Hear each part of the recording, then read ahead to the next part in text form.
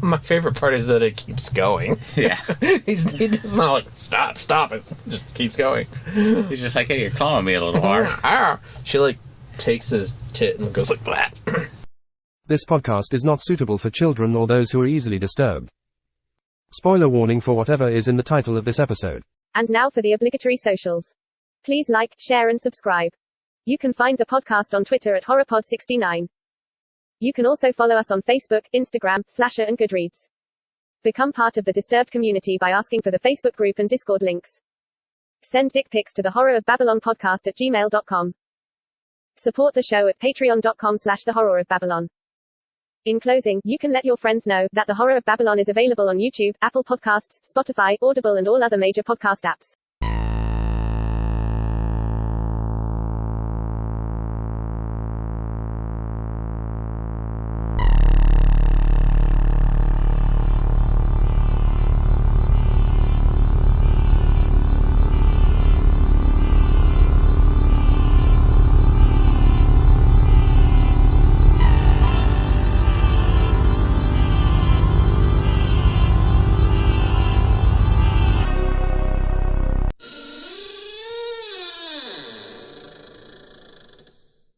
Welcome to episode 76 of The Horror of Babylon, where we are discussing Pet Sematary II. I am Ryan, and with me as always is Daniel. Say hi, Daniel. Hi, Daniel. And we want to say thank you to our patrons, Abigail the First, Breaker Chains, Mother of Dragons, and Logan, the Full Metal Patron. And thank you to Four Horsemen Comics and Gaming, which you can visit at the Morgantown Mall in Morgantown, West Virginia, the Mall at Robinson in Pittsburgh, Pennsylvania. And you can say hello to Ronald III, Grampus at Christmas, but don't touch his rabbits. Do not touch his rabbits. Is that a euphemism? I don't feel like we really need a trigger warning for this. All right. Unnecessarily evil bullies, I guess. They were pretty bad. It's funny though. Yeah. I'm gonna cut your nose off so you can see your mom. Have you ever seen Spokes take a nose off? And then he gets exactly what he was going to do to it. That scene was great. Okay. Our history with Pet Sematary II. I saw it for the first time a couple years ago, right after I read the book, and I was super confused and boggled the first time I saw it, but I managed to enjoy it. And then I watched it for the second time last night, and I just have a lot of fun with it, and I really enjoy it. One of those cringy reviewers that I used to watch reviewed it, and I was like, there's no way it's that bad. So I went and I watched it, and I was like, oh, okay. I think if you know what you're in for. Yeah. But if you go in expecting something like Pet Sematary, yeah, then obviously you're going to be super disappointed. It will confuse you. The vampire's a pure myth, superstition. I may be able to bring you proof that the superstition of yesterday can become the scientific reality of today. Background: this movie is directed by Mary Lambert. Again, she directed the original Pet Sematary film and returns 3 years later to direct the sequel.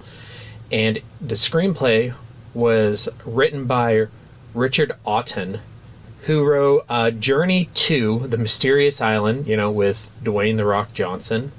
And there were a couple. He also wrote the screenplay to Little Nemo, Adventures in Slumberland. Huh. And a few other things, but that's really it. That's another movie that uncharacteristically terrified me as a child. Yeah. This film was released August 28th, 1982. Had a budget of $8 million and took in $17.1 million. So, not a blockbuster, but respectable. It about broke even. Yeah. Did pretty decently. Of course, it is inspired by the novel Pet Sematary by Stephen King. The Losers Club podcast actually does an interview with Mary Lambert where they discuss not only Pet Sematary, but they spend a long time discussing Pet Sematary II, actually. And she wanted to make the movie, but she pitched a true sequel to the original story where Ellie Creed would be the main character, and it's about an older adolescent Ellie and her coming back to Ludlow after being gone in Chicago with her grandparents. And the studio told her, no, a movie where a teenage girl is the main character will never sell. And then they made this, which honestly, I want to see that movie. I also want to see that movie. But I'm happy with this too. It's funny, unlike, she fought them up with a lot of things with the first movie, and got her way. Probably a lot of that had to do with the fact that there was a writer's strike at the time, and they really needed to have that movie produced. And then she didn't get her way this one, maybe because there wasn't a writer's strike going on at the time. I don't know.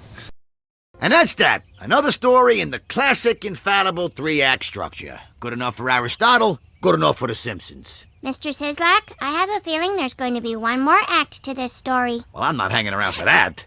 4 acts. Structure and themes. Daniel, what elements of the original Pet Sematary story from the novel or the first movie make a reappearance in Pet Sematary II?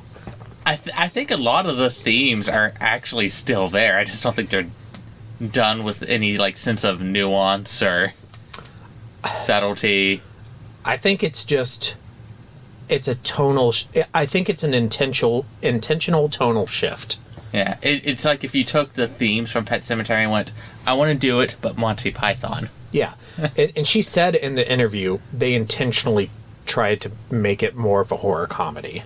I mean, successful. Mm-hmm.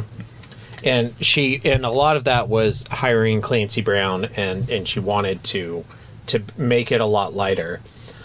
The way I kind of look at it is it's kind of a palate cleanser.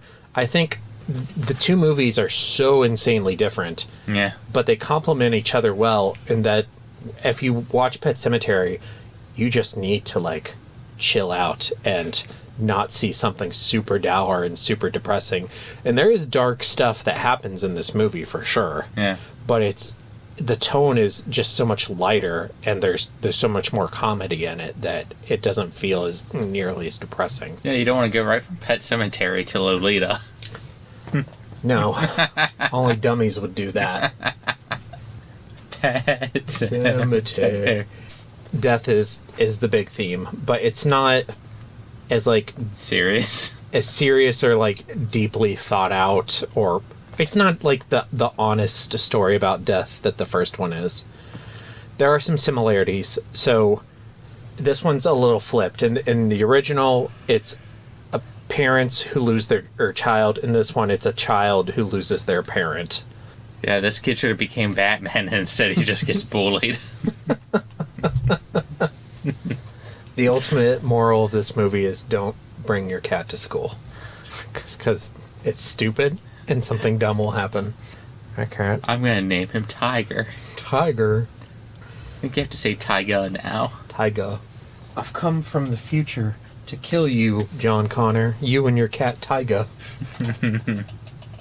Obviously, it's still about a family moving to a small town and being destroyed.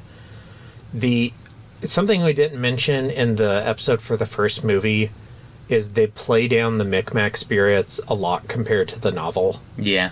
This does it even more so. Do they even mention the Micmacs at all? I mean, they say it's an Indian burial ground. Yeah, I don't think they used the name. And they definitely don't say that this is because of the spirits. Micmac, paddywhack, give a dog a bone. Give Zowie a bone. Yeah. Does the Zowie's mom give you a bone? Yeah. Yeah. Kinda. Mm-hmm. What about the mom with the dog's head? We're gonna talk about that in Kiss Me Fat Boy. My favorite part is that it keeps going. Yeah. He's just not stop. It just keeps going. He's just hey, you're clawing me a little hard. She takes his tit and goes like that. A returning theme that's or not a returning theme, a new theme that is a common Stephen King theme that isn't in Pet Sematary is bullying. Yeah, it exists. It's just kind of parody levels. Yeah, it's super bullies. Hey, there's that kid whose mom just died. Let's go talk about it. Your mom, you fuck your mom. You want to go see your mom and go cry about it, run to daddy? Little fat boy, you should eat less. They're coming to get you, Barbara. Let's go to characters. Let's talk about our protagonists. Well, we'll do one family and then we'll do the other family. So Jeff Matthews, played by Edward Furlong, who you probably know from Terminator 2 or American History X. This was his second movie. Terminator 2 was his first movie. I think the character serves the movie well, but the character himself is... It's weird, because I'm like annoyed that he's like so moody the whole time, but his mom also just died. Yeah. But I'm kind of like... I think it's because, like, if the movie was treating the death with any sort of actual seriousness, and the moodiness would be different. He comes off as, like, a normal, moody teenager. Like, yeah, he's upset that he didn't get the genes he wanted, not that that his mom just died. And I'm just, like, fed up with, like, the way he speaks to adults. I'm like... What the fuck? Let's go make you live with Clancy Brown and see if you keep talking to people that way. You're not my real mom. You're right. She's not even your stepmom. She's the housekeeper. Why are you saying that to her? She just asked if you were okay, you little shit. I like that he still has problems with the police in this movie, like in Terminator 2, so... Because he kind of just keeps, like, the same look on his face and speaks the same way throughout the entire movie until, like, the end, where his house is on fire and he kind of, like, goes crazy. Yeah, he learned from Arnold Schwarzenegger. But yeah, I mean, like, it works for the movie. Whenever you act, be extremely monotone. What is acting? It's not the Toma. To the chopper. Other Schwarzenegger quotes. This is the second week in a row I've gotten to quote him. And then his dad, Chase Matthews, who's, like, the only, like, halfway decent parent in this movie. Having a vet in Pet Sematary is an interesting idea. Yeah. And you brought it up during our book episode. Yeah. That would be, like, the first thing I would do. And you got to see this. Well, like, they take a blood sample. He sends the blood sample to a pathologist. And in this, they make them, like, more explicitly zombies. Yeah. And they also say that, obviously, this isn't canon within the Stephen King canon. Yeah. But I suppose it's canon within in its relation to the first movie. But they say that the vet did examine Church and did take a blood sample of Church and send it. Mm-hmm. Which, just trying to think about that movie, like, when did that happen? I also think it's interesting that because Ludlow didn't start when the Creeds moved in. Yeah. So you'd figure that a vet that lived in the area would know something about it. Unless it was, like, somebody who had just moved there. Yeah. Like this guy. Yeah. It'd be like that. It's that unspoken town. Like, everybody knows what's going on, but nobody talks about it. Yeah.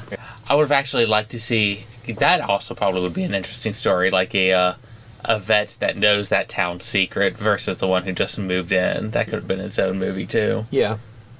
I think there's, like, a lot of room to play in Ludlow.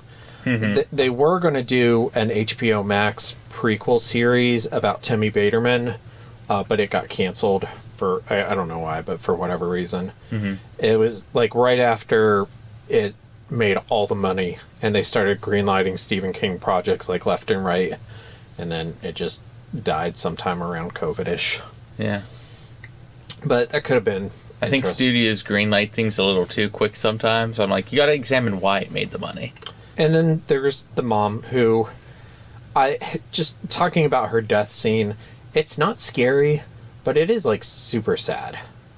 Like, obviously it's not sad in the same way where, like, when Gage dies, but it's just like, oh, that's a really shitty thing to watch your mom get electrocuted. Oh, I laughed the whole time. I didn't think it was funny, but I just thought it was sad. It was like there's like two things I don't laugh at in this movie. It's when the dog gets shot, and then when she gets electrocuted. I also laughed at that. Because it was just so, like, over the top evil. He's just like, goddamn no. He told him to keep that dog away from those rabbits. And the worst part is I think that there probably is, like, some backwoods redneck that would probably do something that, like, just unbelievably cruel. But in my everyday life, I don't run into people like that very often. So I think we're just beating around the bush. So let's just talk about Clancy Brown and his wife and his stepson, the Gilberts. Like, he's the heart and soul of this movie. Like, I can't imagine this movie being anywhere decent without him, or with a lesser actor in that role. Like, he's the funniest part. This movie isn't scary to me, but if there's anything close to scary, it's him and his house full of dead rabbits. Yeah. I love him. And it's funny because the first time I watched this movie, I was like, I'm probably not supposed to like this guy, but I kind of agree that you should turn the TV off and focus on the dinner that your mom... Oh, is he taking food off that kid's plate?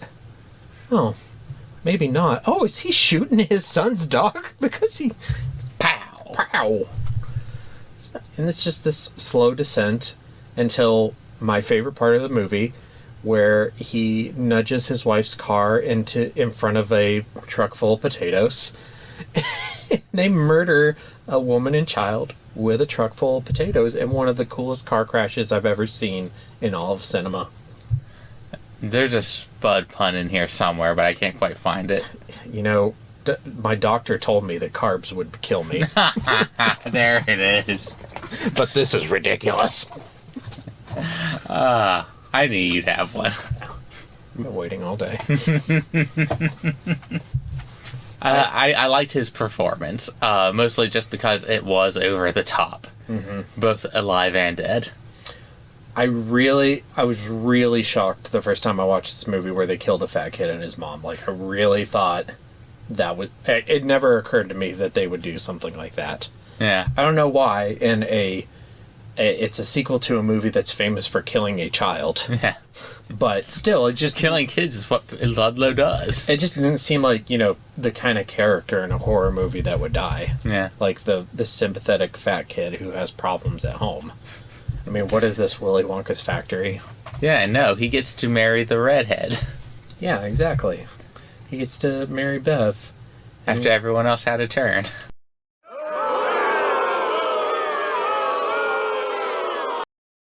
Yes.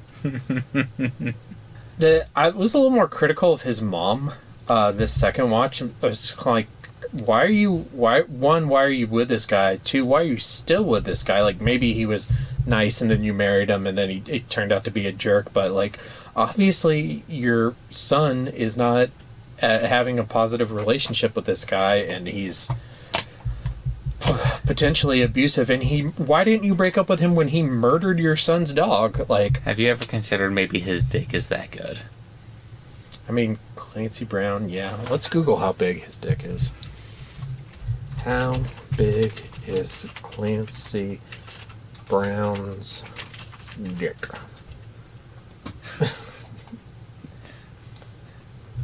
I don't think it's going to be on Wikipedia. Hold on, let's look in his stats. It might. No. The bullies and the crazy vet and the housekeeper who, like, if the stupidest thing to me was when the housekeeper went up and put on that dress. Like, why in the world would you do that? What would possess you to put on a dead woman's dress when you know, like, her son probably set all this shit up because he was grieving over his dead mom?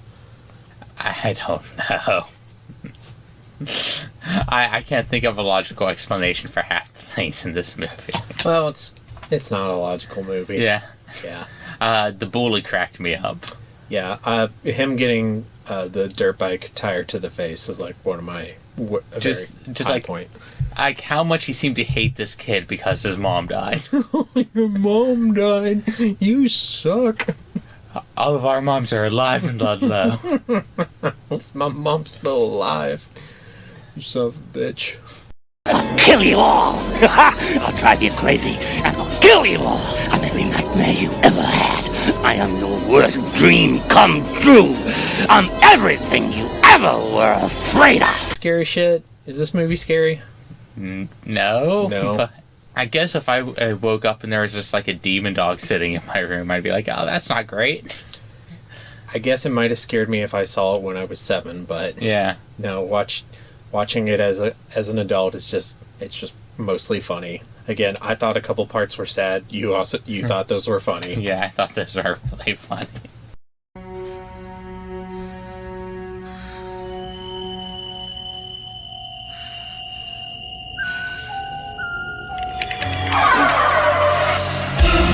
Kiss me, fat boy! Kiss Me, Fat Boy. I didn't think it was strange that the dad had a dream about a dog. His ex-wife was having sex with him, and she turned into a dog.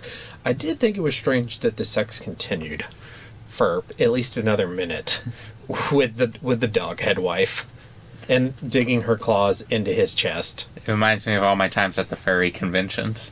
Yeah. When did this was 1992. When did furries become a thing? To Google. When did furries start? The 1970s. Wow. Okay.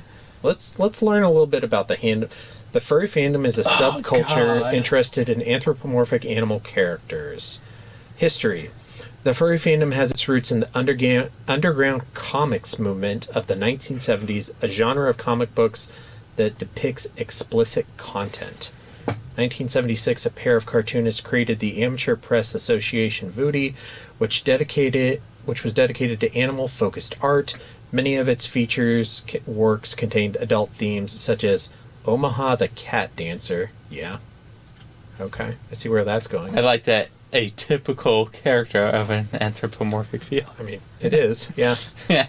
Omaha the Cat Dancer contained explicit sex with these cat people. Okay. I wonder when the first furry convention was. So the concept of furry originated at a science fiction convention in 1980 when a character drawing by Steve Gallacci's Albedo Anthropomorphics started a discussion of the anthropomorphic characters in science fiction novels. This led to a formation of a discussion group that met at science fiction conventions and comic conventions. The specific term furry fandom was being used in fanzines as early as 1983 and had become a standard name for the genre by the mid-1990s. Okay. So just in time for this movie. Yeah. I didn't get exposed to furries until I started going to anime conventions in high school. College. Yeah. For me. We learned some stuff today. We learned some stuff today. We learned that Ludlow is pro-furry convention. Yeah. Alright. The zombie cop, is really pushy with sex. That also happens. Yeah, he rapes his wife. Yeah.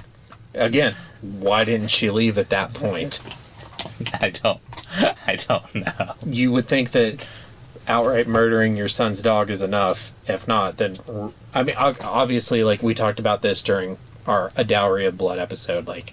People don't leave abusive relationships every day. Yeah. That's a thing that happens.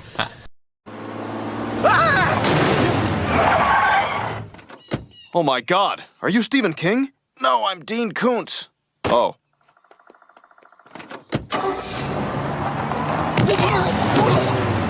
Kings and Koontz. My king is the potato truck scene / just Clancy Brown being an absolute maniac and being totally obsessed with his fucking rabbits. I think it's absolutely hilarious. My king is the dog head sex. And my Koontz is the needle drops. It's just that grungy mid-90s I'm so sad rock and roll that I just could never get into as a kid. I think I will also make that my Koontz. Yeah. I think, guys, well, what else could my Koontz be? The movie isn't as good as Pet Sematary. Yeah, I mean, if you accept it for what it is, there's not really a lot to criticize. Yeah, it's not a fair point of critique. Yeah. I mean, sure, we could say, well, it's not as scary as Pet Sematary. It's not as emotionally evocative as Pet Sematary. Yeah, but I mean, come on, like... It doesn't make me fear the Rudd like Pet Sematary. To me, it's in the same vein as Firestarter 2 and The Rage, Carrie 2. Like, I cannot wait for us to do Carrie so we can do Rage again. Look, those aren't great films. Yeah. But I love them and they're super fun. They're beers with the guys. Beers with the Guys movie. We need to do commentary tracks for this movie. Yeah. I love that they murdered the stepdad and then are like, hey, we can just bury him. It's funny because as I'm watching it, it's like, what led them to the decision to do that? Because they did, I mean, sure, they were out later than they were supposed to do. The dog killed him, and you also both hate him, so just let him stay dead and say, hey, the dog killed him. And what are the other cops gonna think? That the kids ripped his... I mean, obviously the dog killed him. Yeah. But, I mean, then the movie wouldn't be a Pet Sematary movie if they didn't reanimate.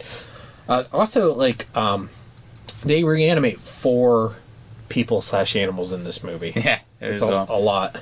They're like, we got higher count. Yeah, we need more bodies. Another, a contender for my king was... the old veterinarian, like, making a pug. You'd look nicer with blue eyes. And just the way it's like, I guess I never think about taxidermy, or just like how creepy it must be to put those things together. Yeah. I just watched the King of the Hill episode where Dale and Peggy become taxidermists. I love that Peggy's just like, oh, let me just crack and move it around a little bit. Hey, Peggy, you know when you need something big and dead and there's never anything big and dead? Alright, we're ranking. God, this one's probably going to be higher than it should be for me. Yeah, this is probably kind of high, but I really think this movie is super funny. And I laugh a lot. It's going to be my number 10. Which puts it below Nosferatu and above Reanimator. I think it obviously it's not as outrageous as Reanimator, but those two pair sort of well for me. Here's your list. Good double feet, good down. Above Uzumaki. Your new number 44. Below Violent Night and above Uzumaki. Yeah. Yeah. I think I'd probably like it more than Valerian, but that entire night was just so much fun. That makes me biased. Valerian is a lot more of a meme. Homework. What furry would you wake up to having sex with in your dream? A squirrel, because my ex-wife was a squirrel. Oh. She was one of the squirrels with like the little fringes on the ears. I can't remember what kind they're called. I don't know. I unfortunately actually have had that dream. Gross. Yeah, it wasn't great. Mavis, but she turns into a black cat instead of a bat. Yours is better. Well, yeah. Alright, question for the listeners. Who's your fursona? Yeah, is that what you call it? Yeah, it's a fursona. A fursona. Alright, what's your fursona? What's your Stephen King fursona? Oh, yeah. My Stephen King fursona is Mr. Chips. It's Mr. Chips. Mine is also Mr. Chips, but I say it really different. That's bad. It is really That's bad. All right. For further reading, actually, if you like this, The Rage Carrie 2, Firestarter 2 Rekindled, Reanimator, any kind creep of show, horror comedy. Especially if you go in with certain expectations. Upcoming on the Horror of Babylon. Lolita. So our next 3 Sunday episodes will be the Pet Sematary remake. Ooh. Lolita, the novel. And then the next Sunday we will do a double feature where we review, compare, and contrast both Lolita films. Do you know... have you seen only the 60s one? Have you seen the 90s one? I will recognize it when I see it. Okay. I'm wondering if they age her up in the 90s one like they do in the 60s one. In the one that I saw, she was very obviously more a teenager. In the 60s ones, in 1962 one, they make her 16. But I don't remember like an explicit age. It was black and white. Okay, I saw the colored one. Okay, so that's the 90s one with Jeremy Iron. Okay, so that's the one I've seen. That's the one that I saw when I was like 11 years old and probably should not have. The Stanley Kubrick one is the one from 1962 and it's black and white. Okay. I'm discovering a lot of things about myself.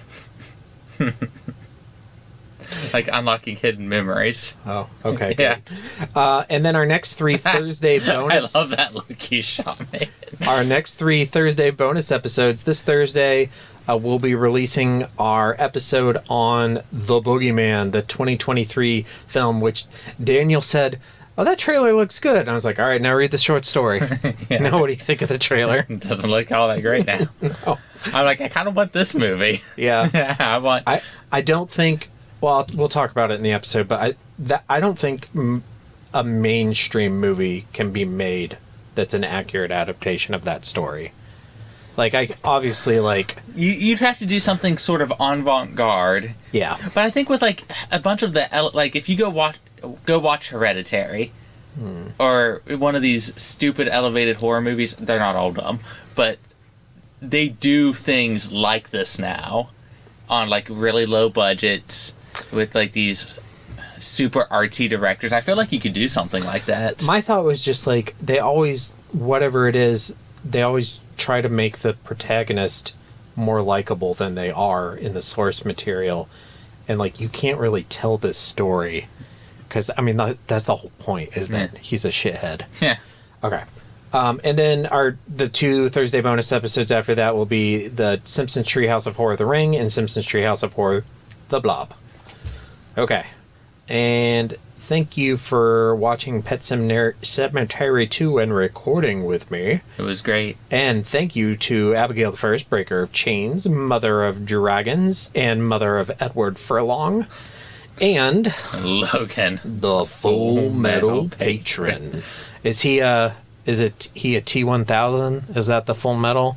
Yeah, he's chasing this kid around Ludlow. Yeah.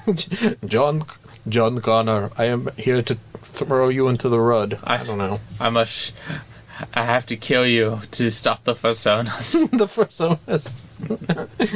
Fernet. Yeah. In the future, Fernet becomes sentient. And thank you to For Horsemen Comics and Gaming, which you can visit at the Morgantown Mall in Morgantown, West Virginia, or the Mall at Robinson in Pittsburgh, Pennsylvania.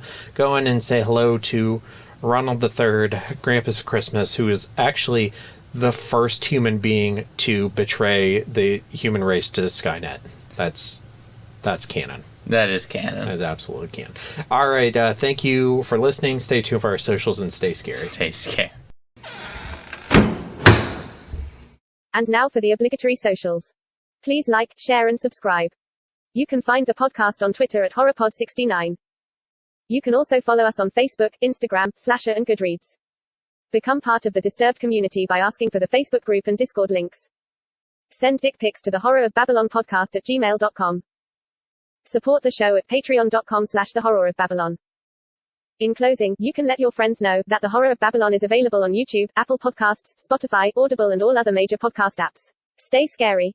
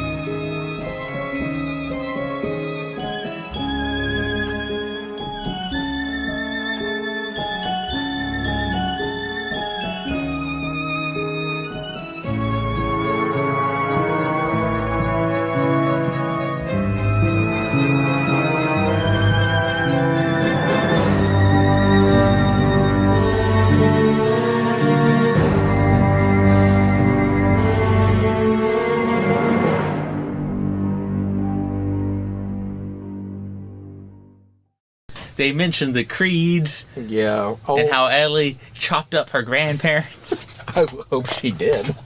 We'll never know because we'll never get to see that movie. Stephen King, write a sequel. I know it doesn't need one, but... I mean, when you're done with Rattlesnakes, then write a sequel for Pet Sematary, then write a sequel for It. Just give us all these things we want before you die. Yeah.